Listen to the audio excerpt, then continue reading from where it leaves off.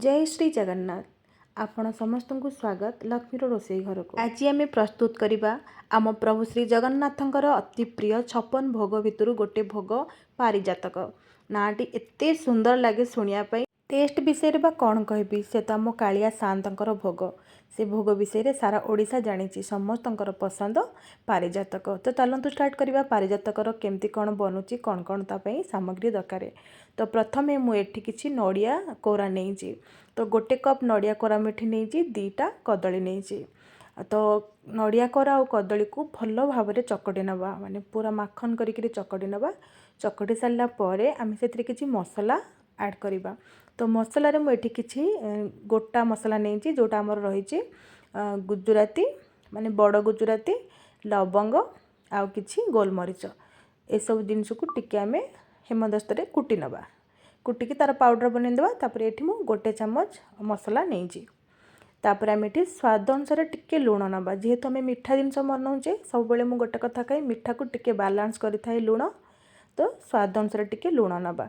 तापर ये मु 2 चामच नहीं आमर गुड़ 2 चामच नहीं। गुड़ माने जोटा गुड़ आमर आसता है ताकू टिके मुझे हेमदस्त कुटी नहीं तार पाउडर बनईकी नहीं। जदि आपन पाखे अच्छी ने, जदि ना पाउडर भली गुड़ तो जो गुड़ आपण मानक मिलूँ आपण मैंने टेस्ट अनुसार ने।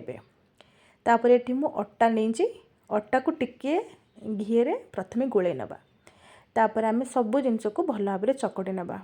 अट्टार मेजरमेंट मुझे आपण मानक कहि परिबेनी, कहीं अट्टा केते लागिवो सेटा आपण चकटिबा बेले ही जानि परिबे। कहीं गोटे गोटे टाइम रे सुखिला नड़िया जदि पड़ीजिवो तो सेठी आपणकर अट्टा कम लागिवो। जदि नड़िया टिके कंचालिया थिबो तो सेठी टिके अधिका पानी मारिबो, तो सेठी आपणको अधिका अट्टा लगिपारे। एठी आपण माने अट्टा चकटा को बेसी पानिया कि बेसी काठुआ बा हार्ड करेंगे ना। जदि अट्टाटा हार्ड हो जाऊँगी तो आपण मैंने क्षीर टिके देकी चकटी पारे, पानी बिल्कुल भी देवेनि। जदि अधिका पानी हो जाऊँगी तो आउ टिके अट्टा दे चकटी पारे। आउ टिके भल भाव में चकटी ने, जिते बढ़िया चकटे आमर जो पारिजातकटा से टेस्ट बन। तो चकटी ने चकटी सारापर जमी अट्टा गोला आमर तैयारी हुए सेमती गोला बनई नवा। जमी आपण मैंने काकरा पिठा बनई था से सेप ही देवे, सेमती ही सैजर बनइबे। बेसी सेटा टिके पतला हुए, एटा टिके मोटा करेंगे। बेसी पतला करेंगे, टिके मोटा कले पिठाटा आपणकर देखापी सुंदर आउ तार भितरटा भी सेमती खायापी टेस्ट लगे। तो से अनुसार बनई ने। तो ये आम सबुतक अट्टा गोला को एमती माने पिठार सेप दे नवा। तापर तक आम छाणीबा। तो जेहेतु भगवान पिठा बनूची माने भोग बनूची आम प्रसाद दबा, तो से घी सब फ्राए करेंगे। तो यहाँ ये जो पिठा को मु आमर जो रथ यात्रा दिन भगवान को पाखे भोग लगे थी पारिजातक। तो से मुझे घीर व्यवहार करुच्ची। गुआ घी घरे मुझे घी को प्रस्तुत करी। तो यही घी आपण मैंने शुद्ध जिनस नहीं भगवान को जिते देवे सेटा टिके भल लगे, मन को भी शांति लगे और खावाई टेस्टी लगे।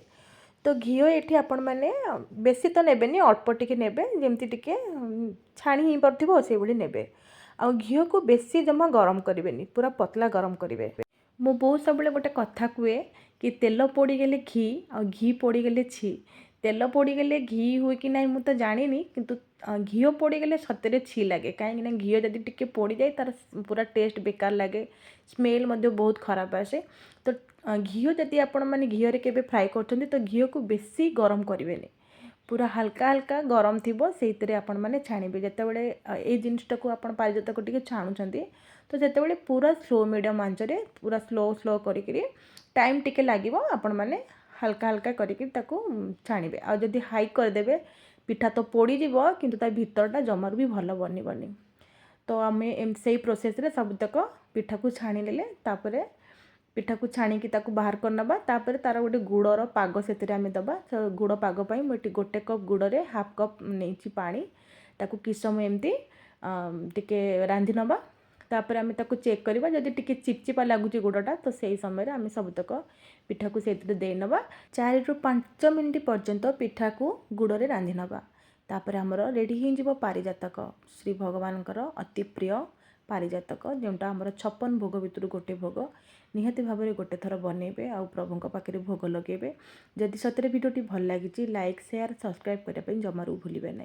जदि किसी भिडियो त्रुटि अच्छी तो प्लीज आपण मैंने मते कमेंट सेक्शन में जणई पारे, कहीं प्रथम थर पर बनई भूल तो निश्चिंत भाव में थी। आज रही पुणी देखा एक भिडियो। नमस्कार।